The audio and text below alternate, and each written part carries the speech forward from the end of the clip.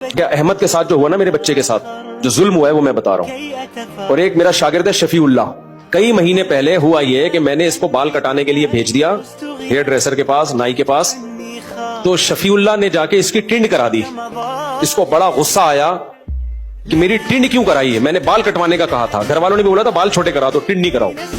اس کے دل میں بیٹھ گیا شفیع اللہ کا خوف. شفیع اللہ ہمارا خادم ہے نا, شاگرد بھی ہے.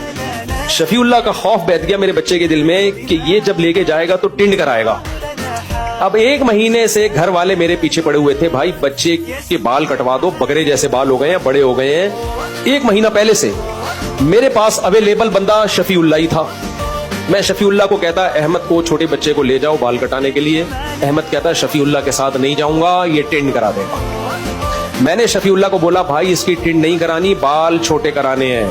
بچے نے بولا نہیں ابو میں نہیں جاؤں گا, یہ ٹنڈ کرا دے گا. ایک مہینہ اسی طرح پروگرام ڈیلے ہوتا رہا. گھر والوں نے کہا بھائی اس کو بھیج دو.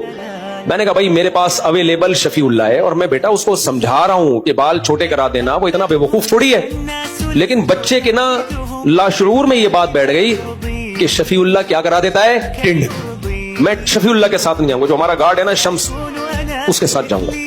میں نے ہتھیار ڈال دیے. میں نے کہا شمس بھائی اس کے بکرے جیسے بال ہو گئے ہیں, تو اس کو لے جا یار, تو نائی کے پاس لے جا, اور ٹنڈ نہیں کرانا, خدا کے لیے اس کی ٹنڈ نہیں کرانا.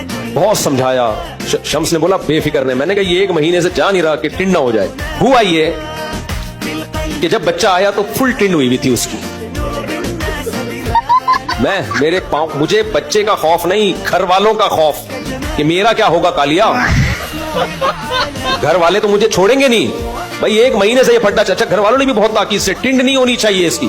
میں نے بھی قسمیں اور پورے جتنے بھی رہن رکھوا سکتا تھا جو جائیدادیں, کہ بھائی ٹنڈ ہی ہوگی, جو شورٹی آپ نے لینی ہے, جو تسلی نہیں ہوگی ٹنڈ, بے فکر رہو. جب میں آیا تو رپورٹ یہ ملی کہ اس کی ٹنڈ ہو چکی ہے. میں نے شمس کو بلایا. میں نے کہا میں گھر نہیں جاؤں گا. میں نے کہا یار ایک مہینے سے یہ جھگڑا گھر میں چل رہا ہے, ٹنڈ نہیں کرانی, ٹنڈ نہیں کرانی. بچہ بھی کہہ رہا ہے, بچے کی ماں نے بھی بولا ہوا ہے. میں نے کہا یا تو میری بھی ٹنڈ کرا دے.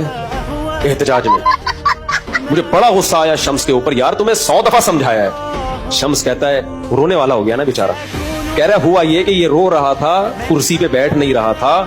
میں نے کہا اس کے لیے پاپڑ لے آتا ہوں دکان سے, سامنے شاپ سے کیا لے آتا ہوں, پاپڑ کھاتا رہے گا اور بال کٹتے رہیں گے. کہہ رہے میں پاپڑ لینے گیا ہوں, واپس آیا تو آدھی ٹنڈ ہو چکی تھی. جب آدھی ہو ہی گئی ہے تو اب آدھی تو اور بری لگئی.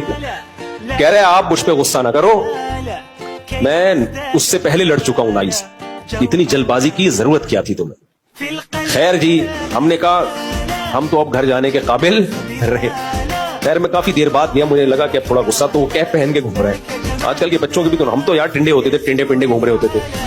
تو یہ اس لیے یہ ٹنڈ کا واقعہ عظیم واقعہ ہے.